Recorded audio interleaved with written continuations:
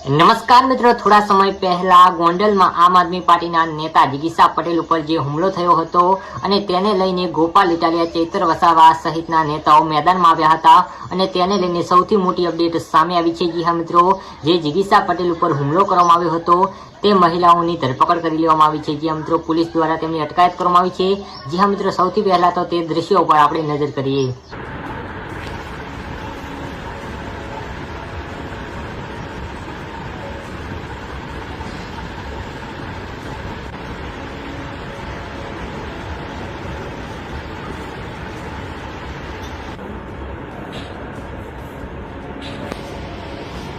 મને તો પરીક્ષા દેવાનું